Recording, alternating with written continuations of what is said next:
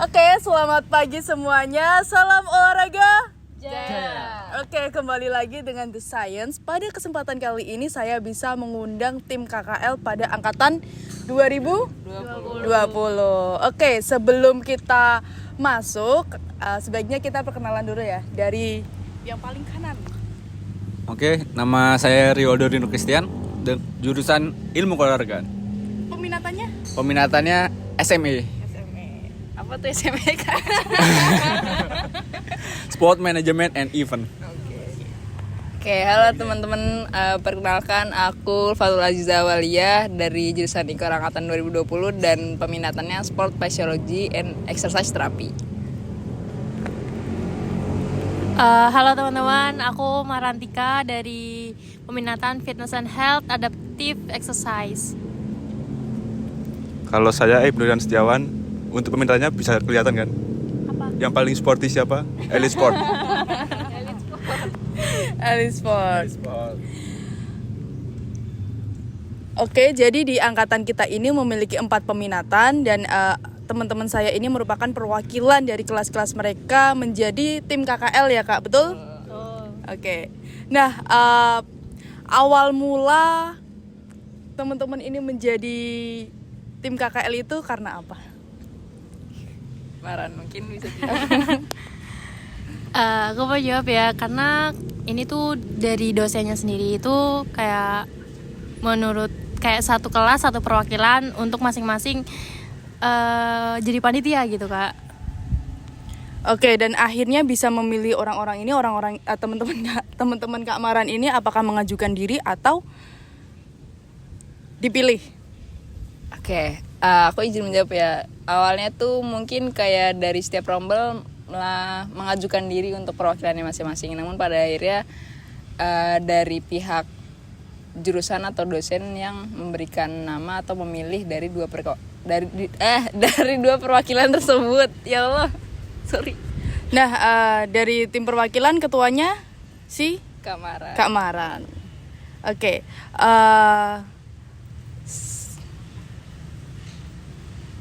Oke. 3, 2, 1 mulai. Nah, awal mula tim ini menjadi KKL kan tadi mengajukan diri ya? Iya betul, mengajukan diri. Iya. Per kelas itu ada 2 calon ya. Kita ngajuin ke dosen, tapi dari dosen hanya di ACC 1 aja. Oke. Nah, pastinya KKL ini kan membutuhkan waktu yang lama.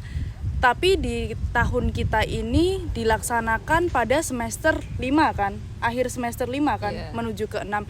Nah, sebelumnya ini dari tim panitia apakah sudah memiliki persiapan yang matang, yang cukup matang gitu? Tentu tidak, karena kita melaksanakan dengan tempo yang sesingkat-singkatnya, sepadat-padatnya.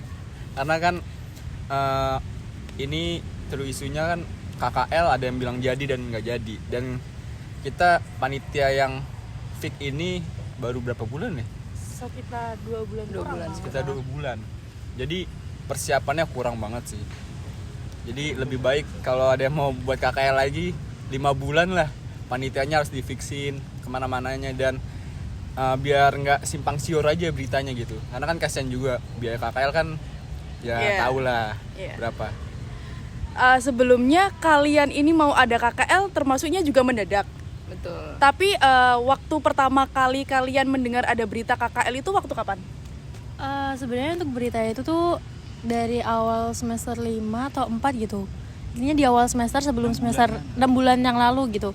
Sebenarnya udah diinfokan, udah audiensi juga sama Kajur emang audiensi kita bahwa itu tuh akan ada KKL. Cuman untuk pelaksanaan lanjutannya itu kayak masih belum jelas, entah kayak simpang siur yang tadi Rio bilang kayak katanya itu jadi atau enggak gitu.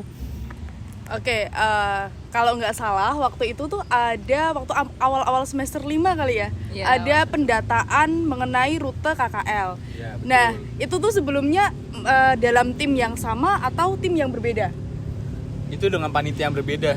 Jadi kayak entah nggak tahu dari mana ada panitia yang ditunjuk dan itu yang bertugas dan panitianya pun konon katanya nggak tahu dia dipilih oleh siapa dia nggak tahu juga. Jadi memang sifatnya simpang siur gitu sih. Sebenarnya bukan panitia, lebih berpihak ke salah satu atau dua orang aja karena bukan lingkup besar juga, dan kita juga dibentuk pada saat KKL-nya ini sudah tercipta atau sudah ada tanggalannya. Jadi sebelum itu emang dari 4 orang ini kami semua nggak tahu menahu tentang KKL tersebut. Oke, berarti ini berpindah tangan ya kasarannya ya. Betul. Nah, pastinya dari awal pemberitahuan itu ada list-list itu semua mahasiswa setuju kan ya?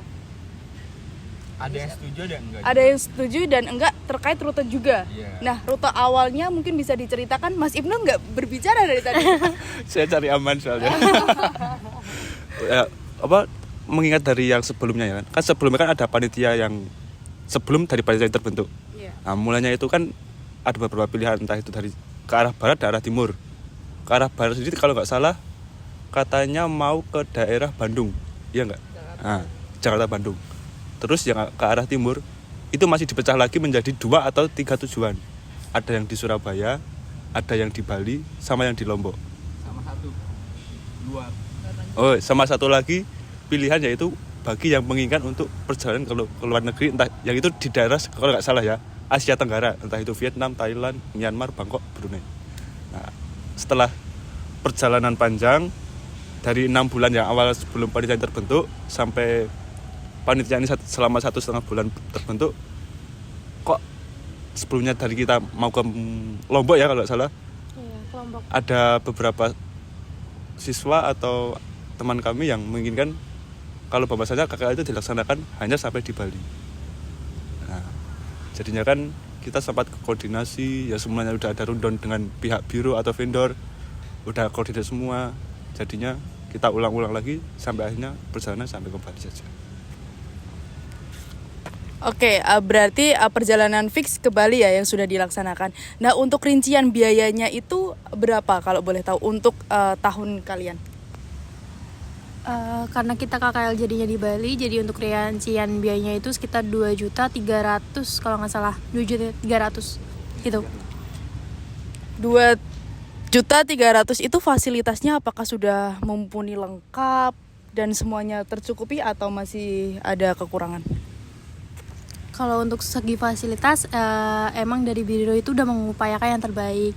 Cuman dari harga sekian itu ternyata itu belum masuk ke makrab. Jadi makrab itu masih ada tambahan lagi karena teman-teman semua memilih dengan harga yang normal tersebut. Jadi kita tanpa adanya makrab begitu, Kak. Oke, dan pastinya biaya setiap tahunnya bakalan naik ya. Mungkin buat adik tingkat yang nantinya bahkan KKL harga pun naik juga gitu. Nah, sekarang ke pertanyaan selanjutnya. Dari tim ini merupakan 4 yang mengurusi kasarannya lah 90-an mahasiswa. 90 mahasiswa untuk menuju KKL. Nah, kesulitan yang dihadapi setiap panitia itu apa aja kalau boleh tahu? Kalau ini harus ditanyain satu-satu sih. Kesulitannya sih banyak ya, tapi nggak jauh-jauh dari kita menerima masukan dari warga masyarakat di kelas kita masing-masing sih. Kayak mereka kita maunya gini nih. Oke, kita tampungin aspirasi mereka, kita ajukan ke ketuanya gitu. Apakah itu di ACC atau enggak, yang penting kita udah menyalurkan apa yang mereka mau aja gitu sih. Paling perbedaan pendapatnya sih gitu kalau dari kelas aku. Dan pada perbedaan pendapat itu apakah Apa? solvingnya bisa ditanggapi dengan benar, baik? Benar? Ada yang bisa ditanggapi dengan baik, ada juga yang sedikit sulit. Karena tahulah pasti apa permasalahannya. Begitulah pokoknya. Karena di atas tuh belum tentu di ACC guys. Pokoknya gitu. Kalian tuh harus pintar-pintar untuk terus follow up lah istilahnya. Karena kalau bukannya menilai dosen itu sibuk, tapi emang dasarnya dosen pada sibuk sih. Jadi ya sering diingatkan aja apa yang kalian butuhkan gitu. Oke, kalau dari aku terkait tingkat koordinasi sama komunikasi aja sih antar kita, panitia, mahasiswa dan juga dosen. Itu kadangkala ada beberapa crash yang emang menjadikan miskomunikasi antar kita semua. Terus habis itu juga terkait perbedaan pendapat antara mahasiswa dan juga dosen atau kita yang kadangkala dari mahasiswa pengennya ini kita tampung dulu, terus yang dibilang Rio benar bahwasannya belum tentu dari jurusan di ACC, tapi kita sebisa mungkin untuk menampung dan menyampaikan aspirasi tersebut. Kalau dari aku kesulitannya itu. Lanjut. Kalau dari aku sih kesulitannya orangnya pada diem-diem ya, jujur. Karena kayak ketika aku bilang kayak bagaimana nih, ada saran tanggapan nggak, dan mereka cuman aman dan aman gitu kan, istilahnya mereka manut lah kayak gitu. Nah setelah itu ya cuman ada beberapa mahasiswa yang emang dia istilahnya menyampaikan pendapat, dan yang pendapat itu tuh belum tentu di ACC juga seperti kata Rio dan Mbak Ulfa tadi gitu.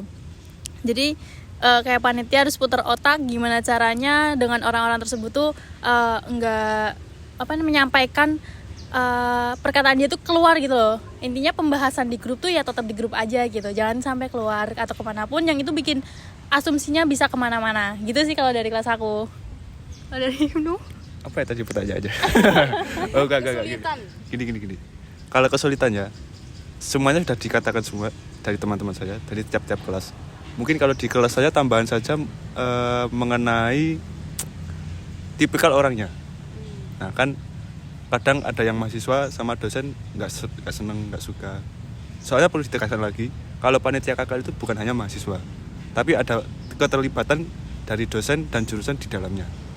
Nah, semisal aja ya, dosen sudah mengarahkan untuk ke sini. Sementara kan KKL sendiri kan pilihan dari mahasiswa. Jadi kita tinggal mengutarakan, terus disampaikan, terus dimusyawarahkan. Bukan kita menyampaikan, mengunci, terus berangkat. Ada keterlibatan musyawarah dan pencapaian mufakat di dalam antara dosen, panitia, dan semua peserta diantaranya. Jadi kalau saya aja sarannya ya, jangan sesekali mengambil keputusan setelah semua mahasiswa yang mengambil keputusan. Jangan pernah lupakan dari dosen dan kepanitiaan yang lainnya. Itu saja. Lagi. Lupa aja. Jangan pernah lupakan keterlibatan panitia dari pihak dosen atau jurusan di dalamnya. Soalnya kan semua keputusan itu diambil dari mahasiswa dan dosen. Biar sama-sama enak, nggak ada miskomunikasi, nggak ada kesalahan, dan nggak ada kekurangan yang terjadi ketika kegiatan. Itu aja. Kalau bingung, saya juga bingung. Berarti maksudnya Mas Ibnu itu antara panitia dosen dan panitia mahasiswa dan mahasiswanya sebagai peserta itu menjalani musyawarah bersama gitu, adanya keterbukaan dan harus dirundingkan bersama-sama gitu loh, biar nggak terjadi selip-selip lah gitu. Sama tambahan dari peserta peserta mahasiswa, jangan hanya diam terus berbicara ketika di ujung ketika ingin berangkat. Soalnya seperti itu menimbulkan kebingungan, kemumetan, kebudrekan, cekcokan, dan peperangan di antara dalam panitia. Oke? Iya, karena mahasiswa sudah gede juga ya Mas, harus bisa speak up gitu. Gini sih, paling amannya tuh kalau kalian mau nyarankan sesuatu, sebisa mungkin sebelum apapun itu yang udah difikskan.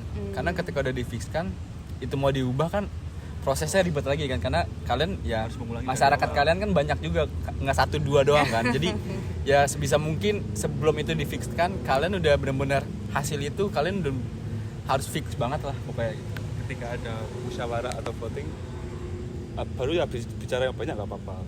Soalnya kita panitia juga pasti menampung semuanya. Nggak mungkin panitia menghilangkan salah satu catatan atau bagian terpenting dari keluhan dari mahasiswa. Kan toh kita juga panitia kan berfungsi untuk meneruskan keluh kesah dari mahasiswa untuk menuju ke dosen. Intinya jangan golput guys. Sama speak up. Iya, jangan manut-manut. Karena itu bikin bingung panitianya. Manut. Enggak, kalau emang dari awal sampai akhir manut berarti kan ngikutin alurnya semua. Tapi kalau awalnya manut tapi pas di akhir harusnya ini dong, harusnya ini, kan jadi bingung kan panitianya. Sebelumnya kan udah difiksin juga. Ada cacing. Ada cacing. Nggak apa-apa, cacing nggak gigit loh. Udah nggak gede banget. Itu cacing. Iya. Cacing besar Alaska. Bahas cacing saya kita. Oke, tadi kan udah mengenai mahasiswa. Nah, untuk jurusan sendiri pastinya kan kita sebagai satu angkatan kan dibawahi ditanggung jawabi oleh jurusan. Nah, peran jurusan kepada tim panitia maupun peserta mahasiswa ini apakah sangat membantu gitu? Kemarin Kayak gini dikasih ke aku ya. Jujur untuk dari dosen ataupun manajemen jurusan itu sangat membantu ya, apalagi koordinasi dengan ke biro ataupun ke vendor lainnya, yang mana itu mahasiswa nggak bisa ngelakuin sendiri. Dan juga dengan bersama dosen ataupun panitia dosen itu kan mahasiswa juga perlu keputusan gitu, keputusan yang paling tinggi untuk mencapai mufakat lah. Jadi dari pihak mahasiswa itu nggak semata-mata untuk memutuskan hasil untuk teman-teman mahasiswa lainnya yang sebagai peserta gitu. Oke, ada tambahan kah? Ada. Oke. Jangan takut dong. Enggak. Maksud kalau dari jurusan membantunya karena kan jurusan memang setiap tahun kan pasti mereka mengadakan yang namanya KKL kan, dan mereka lebih handal, lebih tahu apa itu KKL, dan mereka lebih maksudnya berpengalaman lah dibandingkan dengan kita. Walaupun kita tahu KKL kemana-mana, cuman mereka lebih tahu karena dari tahun ke tahun mereka selalu mengadakan, dan paling jurusan memberikan saran untuk KKL ke sini karena setiap tahunnya pasti ke situ. Dan ya yang udah dilaksanakan itu pasti bagus lah, maksudnya udah pasti bener lah KKL tertuju dengan jurusan masing-masing gitu sih. Jadi ya sangat membantu sih gitu sih. Oke. Ada lagi Mas Ibnu, Mbak Utu yang mungkin mengenai surat-surat juga ya. Surat-surat ini dalam KKL yang mengurusi itu dari tim panitia atau dari dosen, dan prosesnya itu apakah gampang, cepat, dan mudah? Yang mengurusi surat siapa ini?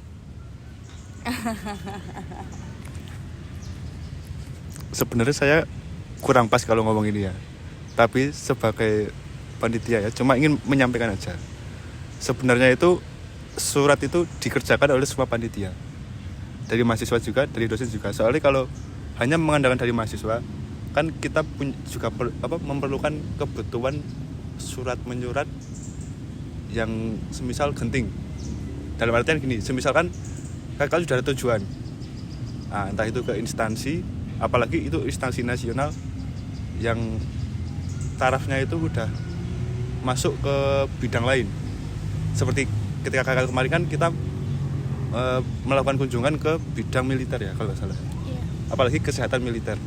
Itu kan kalau kita sendiri melakukannya nggak bisa, jadi kita memerlukan bantuan dari pihak jurusan untuk menyampaikan secara langsung agar besok itu KKL bisa berjalan dengan lancar. Untuk masalah detailnya bisa dijelaskan dengan Pak Marin. Jadi itu untuk prosesnya itu of course kita yang pertama itu ke TU, yang mana TU jurusan tuh yang butuh waktunya nggak cepet gitu loh. Jadi itu perlu waktu yang sedikit lama. Dan juga dari TU jurusan pun nggak langsung memproses juga, karena kita juga memerlukan nomor ataupun yang lainnya. Nah, ketika surat sudah ada, butuh tanda tangan. Yang tahu lah untuk proses minta tanda tangan itu yang nggak sehari 2 hari gitu, bisa berhari-hari gitu. Dan setelah tanda tangan itu tuh pun juga kita udah menyerahkan lagi ke dosen untuk diproses juga ke dosennya. Jadi di sini adanya kerjasama antara panitia mahasiswa dengan dosen, entah pun dengan pihak eksternal lainnya gitu. Oke, berarti yang penting diurus biar jadi ya suratnya. Iya. Dan memang harus membutuhkan waktu yang lama, karena aku pun juga mengurus surat. Saya harus mengajukan proposal dan lain-lain kepada jurusan karena memang aku KKL-nya berpisah gitu kan. Ya adalah.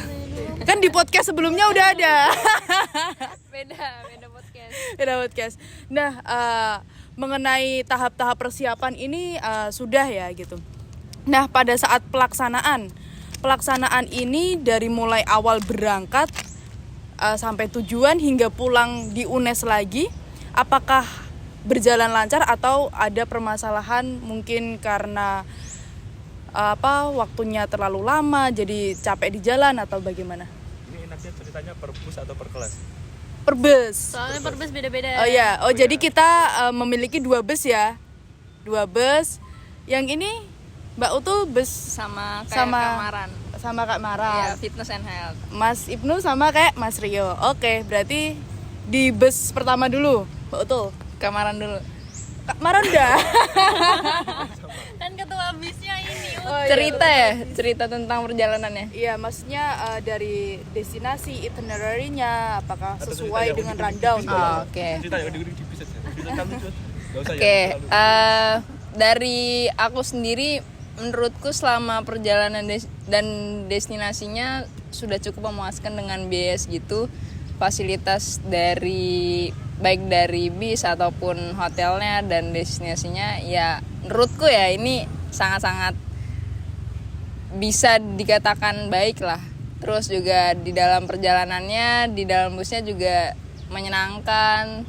Dan tapi terdapat beberapa waktu yang emang nggak pas sesuai rundown, dikarenakan saya nggak tahu ya, emang karena perjalanannya dikarenakan macet ataupun kondisi lapangan, kita kan nggak pernah tahu terkait kondisi lapangan sebenarnya itu gimana. Jadi ada beberapa waktu di rundown yang emang nggak sesuai dengan kenyataannya.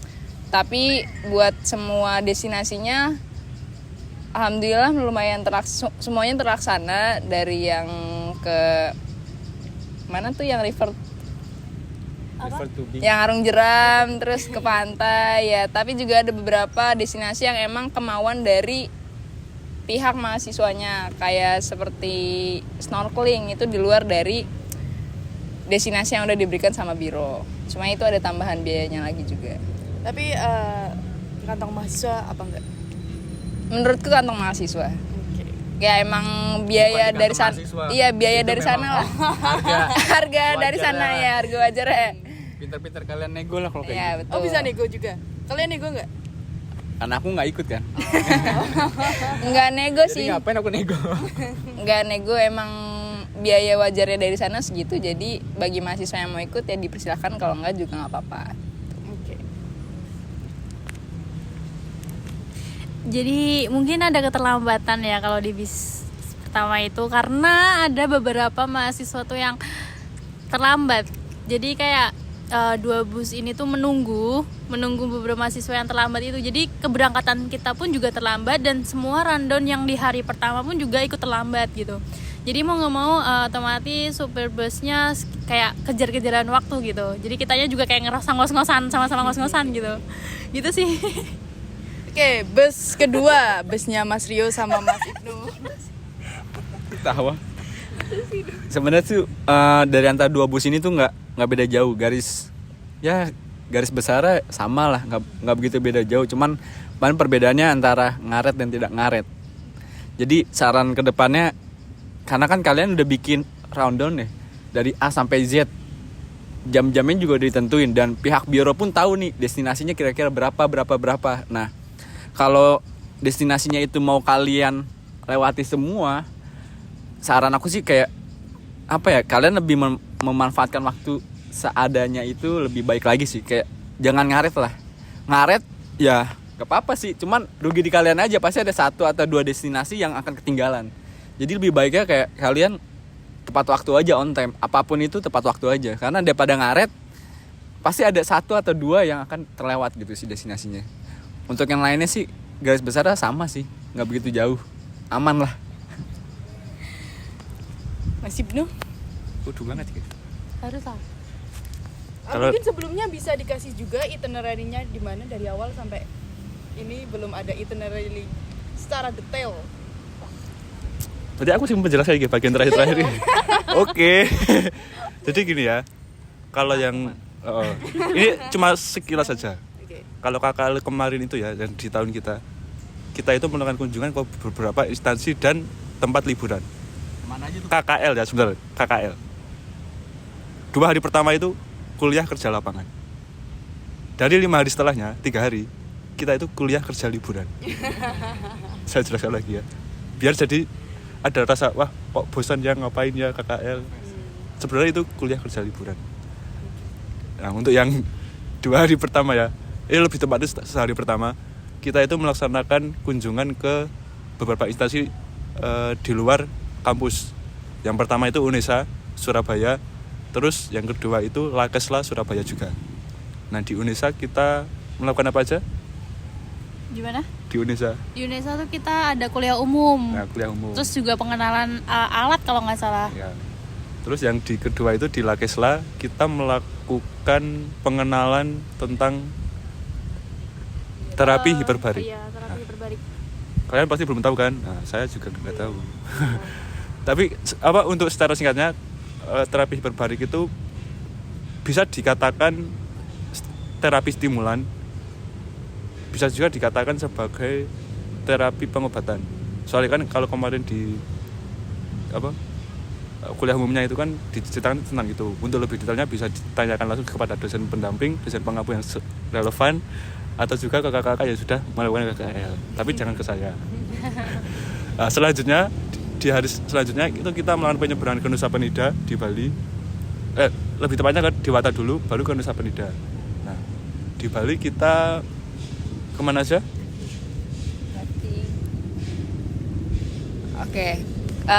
Kunjungan di Bali itu yang pertama kita ada di Pantai Melasti. Terus habis itu kita menuju ke Nusa Penida Tour. Di dalam Nusa Penida ini ada pantai Kelingking Beach. Terus 3 point. Ya pokoknya ke pantai, ada 3 pantai terus sama River Tubing. Nah itu di daerah Bali. Sama yang tadi aku bilang satu di luar dari rundown, tapi itu ditawarkan juga sama pihak biro, yaitu ke snorkeling. Itu di daerah Bali juga. Yang kita lewat itu sih apa? Yang pemandian apa namanya? Pemandian. Ada. Apa? Ada yang pemandian. Nggak ada mati. Ada. Pas kita naik mobil tuh. Oh yang di Nusa Penida itu ada yang kelewat kan? Iya, karena kan waktunya udah mepet banget karena kan. Kita juga berangkatnya Udah kesorean. Kesorean, entah kesorean atau udah kesiangan karena hujan. Jadi ada satu pantai yang terlewat gitu. Kalau dari saya buat saran buat adik-adik yang ingin melaksanakan KKL besok ya, selagi masih kita kuliah di sini, silakan menikmati kuliah kalian, apalagi yang kuliahnya full praktek dengan bidang yang relevan dengan olahraga ketika melakukan rekreasi atau olahraga untuk liburan. Semisal aja contoh ya, kemarin kan kita ke Nusa Penida, jauh-jauh dari Jawa ke Bali, masa kita cuma foto-foto di pantai? Itu saran saja dari saya. Kalau bisa jauh-jauh ke Bali, kita harus turun. Kemarin ada salah satu pendamping yang juga kebetulan ikut sama saya juga. Kita jauh-jauh ke Bali, ngapain cuma foto-foto? Setidaknya kita harus turun ke bawah laut. Itu saja dari saya. Ada kelebihan dan kekurangan kalian butuh foto buat medsos atau ilmu kalian. Iya. Itu saja. Iya bener banget. Di semester 4 kah kita memiliki mata kuliah renang? Atau 5? Dua. Rekreasi. Oh 2, oh iya. Di semester 2 dan ada juga kita kelas renang di olahraga rekreasi. Nah waktu itu aku bener-bener belum bisa diving. Tapi waktu liburan semester 4 ke 5 itu aku ke Bali juga.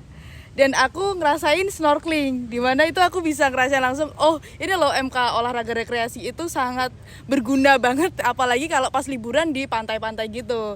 Dan akhirnya aku bisa, itu tuh aku takut banget sama ombak kan, tapi aku bisa snorkeling tanpa life vest. Ya. Berarti awalnya kamu pas snorkeling itu coba-coba berarti? Iya, coba-coba. Walaupun gak punya pengalaman, aduh bisa berenang gak nih? Kalau renangnya bisa, tapi kan takut gitu kan, apalagi sama ininya, selang kan belum pernah pakai aku. Belum pernah. Terus sama apa namanya, kan biasanya airnya masuk ke ini kan, kacamatanya kan. Nah biar caranya kita ngelepasin lagi kan kita diajarin di MK olahraga rekreasi. Iya bener banget. Jadi kalau ketika kuliah itu usahakan jangan sampai bolos. betul. Nikmati semua perjalanan ketika perkuliahan, jangan ada protes, karena itu semua demi kebaikan kita bersama. Betul. Apakah kalian semua pernah melihat visi-misi dari jurusan IKOR? Kalau belum, jangan pernah remehkan setiap mata kuliah yang ada di jurusan IKOR. Iya betul. Karena kalau menurut aku pun mata kuliahnya itu eksklusif banget buat olahraga. Ya. Oke, lanjut saran buat Dek tingkat untuk menentukan memilih biro. Kalau kayak gitu tuh pertama harus ada satu orang ataupun itu tuh yang berinisiatif lah, menanyakan kepada pihak dosen apa ini ada pilihan biro atau tidak, karena mahasiswa juga punya hak untuk memilih dan ya seperti itu, kita tuh punya hak buat memilih kan. Habis itu mungkin aku nggak bisa ngomong banyak. Lanjut siapa yang mau? Jadi gini, sebenarnya kok KKL tuh kalian bebas memilih biro apa aja yang menurut kalian bagus dan menurut kalian terbaik. Cuman dari kampus pasti menawarkan ini loh biro yang udah kerjasama dengan kampus. Jadi biro ini kayak udah hafal lah kampus maunya apa-apa. Bahkan kadang dari kitanya kayak mau, apa sih ini biro ini mahal nih, buktinya aja itu biro yang sebelah aja, jurusan sebelah kok lebih murah, kesini-sini juga padahal lebih murah. Kembali lagi kayak kalian lihat di isi biro itu seperti apa, kayak tujuan destinasinya kemana aja, nah terus fasilitasnya apa aja, karena yang terpenting tuh itu tujuannya kemana sama fasilitas yang didapatkan apa, sesuai lah dengan budget. Maksudnya budget 10 juta dapatnya apa, di atas 10 juta dapatnya apa, kayak gitu sih. Kayak kalian lebih teliti lagi untuk melihat itu, jangan sampai salah ngambil keputusan aja. Dan saran lagi kalau Enggak ada apa-apa. kira ada cacing tadi. Dan saran aku sih kalau untuk maksudnya untuk apa sih namanya, Komunikasi. bukan komunikasi, tanggung jawab biro ke kita. Kayak kita tuh harus benar-benar mastiin apa yang kita dapat dari biro itu. Maksudnya ketika kita nggak dapat dari biro itu, kita bisa nuntut, Pak mana Pak, buktinya mana, kok saya nggak dapat ini, apa yang telah Bapak berikan kok nggak ada buktinya. Kayak kalian tuh lebih bisa nuntut aja dibandingkan dengan iya doang dan ternyata pas sudah selesai nggak dapat apa-apa. Kan kalian jadi nggak bisa ini kan, nggak bisa kayak nuntut pengembalian dana atau apapun itu lah. Jadi kayak lebih diperinci lagi sih kecil apapun itu. Aku juga mau nambahin gini. Sebenarnya itu biro itu bisa ngasih harga di bawah dari harga yang mereka kasih, cuma dengan konsekuensi satu, fasilitasnya itu nggak sesuai dengan apa yang kita mau gitu. Yang kedua, untuk keselamatan dan tanggung jawab tuh karena kita nggak tahu biro itu seperti apa, mereka emang kadang bisa menjanjikan atau bisa enggak kan, kita juga nggak tahu. Mungkin dari oknum-oknumnya itu juga bisa jadi istilahnya di sini ada harga, ada kualitas, udah gitu aja sih sebenarnya. Oke. Dari jurusan, dari tim panitia, sama dari mahasiswa.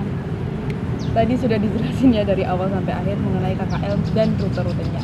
Nah, dari tim panitia sendiri, tanggapan kalian ini pada KKL overall sudah terlaksana dengan baik atau gimana? Sudah puaskah? Sangat puas? Oke. Di sini aku memberikan sudut pandang secara keseluruhan aja, dari mulai persiapan sampai pada hari H-nya. Dari aku sendiri masih belum puas karena ya awal persiapan yang kurang, terus bagaimana terjalinnya komunikasi dan koordinasi yang masih kurang juga. Ibaratnya masih banyak hal-hal yang perlu kita perbaiki dan pelajari lagi gitu. Jadi kalau dari persiapan itu cukup ya masih tergesa-gesa lah. Jangka waktu 2 bulan kita disuruh untuk ini itu dan melunasi biaya segitu yang nggak semua kemampuan ekonominya sama. Itu yang masih jadi hal-hal yang perlu dipertimbangkan lagi dari jurusan dan kita semua untuk bisa mengkoordinasikannya dengan baik. Terus kalau untuk perjalanannya dan destinasinya, yang dari Mbak Maran sama Rio bilang tadi, dari biro sebenarnya sudah mengusahakan untuk yang terbaik dan memberikan fasilitas yang baik juga untuk kita semua, karena kan apa yang kita bayar yang kita nikmatin juga gitu. Jadi dari destinasi aku lumayan puas karena bisa ke beberapa titik yang emang dari jurusan lain belum bisa kunjungi, dan dari jurusan kita bisa mengunjungi destinasi tersebut. Kayak halnya Nusa Penida, banyak dari jurusan lain yang emang mereka nggak mengunjungi ke situ ketika di Bali. Terus untuk pelaksanaannya juga ya karena kita juga nggak pernah tahu kondisi lapangan gimana dan ada keterlibatan antara mahasiswa yang bikin ngaret rundown, akhirnya ya dari pihak biro nggak bisa disalahkan juga. Jadi sama-sama perlu belajar dan peningkatan lagi buat kedepannya KKL itu. Lanjut. Apa nih kelanjutan itu? Bahas apa tadi? Tadi overall dari tim panitia mengenai KKL tuh apakah sudah puas, terlaksana dengan baik, apa gimana? Oke, lanjut ke Mbak Marhan. Tadi Mas Rionya sudah menghilang karena ada kelas, ada keperluan mendadak. Lanjut Mbak Marhan. Untuk kepuasan ya tadi. Iya. Dari sudut pandang apa namanya, kalau dari aku pribadi itu 50-50 lah antara puas nggak puas sih sebenarnya. Karena kalau nggak puas tuh ada itu karena kita emang nggak ke destinasi awal tujuan, itu karena ya satu lain hal yang bikin kayak gitu. Dan puas pun karena fasilitas yang didapat kayak sesuai sesuai dengan harga yang kita bayarkan. Dan juga seperti kata Mbak Utul tadi, ketika jurusan lain itu belum ke tempat yang mereka datangi, tapi kita udah datang duluan gitu. Jadi itu kayak suatu hal yang bikin puas gitu. Udah sih itu aja. Lanjut Mas Ibnu. Iya. Kepuasannya itu kita capai ketika semua peserta yang mengikuti KKL dari awal sampai akhir itu nggak ada kekurangan, nggak ada kekurangan atau segala apapun. Jadi tetap sehat, melaksanakan KKL dengan lancar, semua tujuannya sudah terpenuhi semua. Tinggal kita melaksanakan, menikmati kegiatan yang sudah direncanakan, terus beristirahat ria dan beristirahat. Oke, dari tanggapan pun sudah. Mungkin pesan untuk adik-adik yang nantinya bakalan KKL.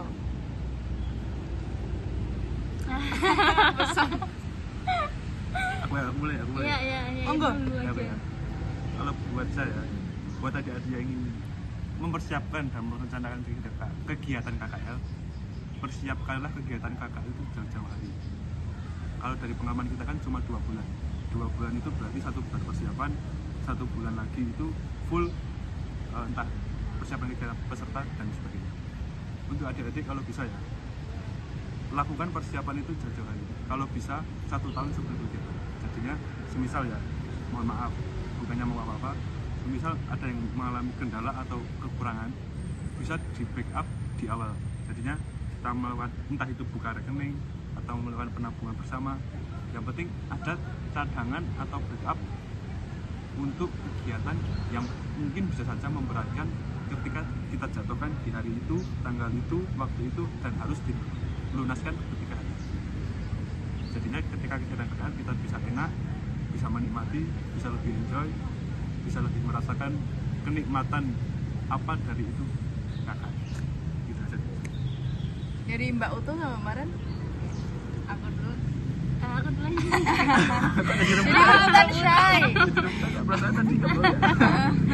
Jadi untuk buat adik-adik selanjutnya itu, ketika udah ada briefing dari manajemen jurusan terkait dengan KKL, minta tolong untuk inisiatifnya. Jadi enggak menunggu-nunggu ketika untuk dibentuknya panitia. Jadi ketika sudah di briefing, kita udah ada inisiatif pembentukan panitia, jadi kita udah tahu alurnya bagaimana. Jadi dalam waktu, istilahnya kalau untuk persiapan 6 bulan itu sebenarnya kurang ya, karena dilihat dari juga mahasiswa, pembayaran UKT ataupun yang lainnya. Ya seperti kata Mas Ibnu, 1 tahun itu sih menurutku untuk persiapan. Jadi semua mahasiswa tuh enggak kaget, enggak mereka masih bisa menyampaikan apa kendala mereka, entah di bagian ya yang lain lah gitu. Itu aja sih. Mungkin tambah sedikit, jadinya kan dalam waktu 1 tahun itu kita bisa melakukan riset khususnya kepada pihak vendor atau biro yang ingin bekerja sama dengan kita. Kan kalau dari kita kan, tahun kita kan kita hanya mengikuti vendor yang bisa dijatuhkan dari jurusan. Mungkin dari adik kalau persiapannya sudah jauh-jauh hari, kalian bisa memilih terlebih dahulu, riset terlebih dahulu mana vendor yang lebih baik ketika di tujuan ini dan fasilitas yang didapatkan itu menjadi lebih nyaman, lebih enak, lebih mudah, dan tentunya harganya lebih bisa ditekan. Udah? Lanjut.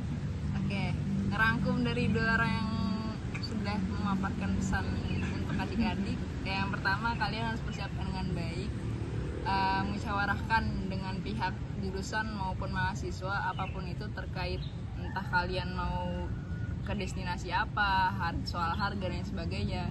Bangun inisiatif kalian yang tinggi sebelum dibentuknya panitia. Kalian rembuk dulu aja antara sama teman-teman kalian gitu, terus kalian juga koordinasi ke pihak jurusan, jadi tidak ada miskom antara keduanya, dan kalian juga punya suara, jadi suarakan apa yang kalian pengen suarakan kepada jurusan. Terus juga yang terakhir dibilang Mas Ibnu, research apa-apa yang diperlukan, kayak contoh halnya biro, kalau emang kalian punya kenalan gitu, yang emang sekiranya bisa mumpuni dan bisa mendobrak untuk tidak memakai biro selanjutnya, dan biro tersebut memberikan fasilitas yang lebih baik juga dari biro sebelumnya, itu boleh banget ya. Itu Kalau perlu ya, kalian itu melakukan persiapan sebelum dijatuhkan, oh ini pembentukan panitia dari jurusan. Jadinya kita udah rembuk satu angkatan, udah ada perwakilan, udah pegang catatan-catatan penting, kalau perlu catatan atau rundown sudah jadi. Jadi kita tinggal menyodorkan ke jurusan, dan jurusan ikut mendampingi saja tanpa mencampuri segala hal dalam proses kegiatan kakak. Kalau bisa, bukannya ingin melepas dari jurusan, cuma biar lebih mahasiswa itu lebih mengeluarkan aspirasinya masing-masing secara maksimal. Gak ada yang ditahan, gak ada yang dibatasi. Dan berarti intinya tuh berani untuk menyampaikan pendapat gitu aja. Jadi karena kalau misal kita berani, kita bakal puas lah dengan keputusan kita masing-masing gitu, keputusan bersama lah istilahnya. Tuh. Oke. Sudah cukup atau ada tambahan lagi? Cukup. Oke. Jadi selain berani mengutarakan pendapat, yang paling penting menurut aku itu waktu ya. Karena nggak mungkin dengan acara yang besar terus dari Jawa ke Bali gitu, nggak cukup kalau waktunya sedikit, dan dengan personil yang banyak, karena itu menyangkut keselamatan juga pastinya. Kalau diburu-buru kan kita juga bahaya juga kan ya. Oke, jadi segitu dulu podcast tentang KKL pada angkatan 2020. Untuk podcast selanjutnya mohon ditunggu. Terima kasih. See ya. dadah.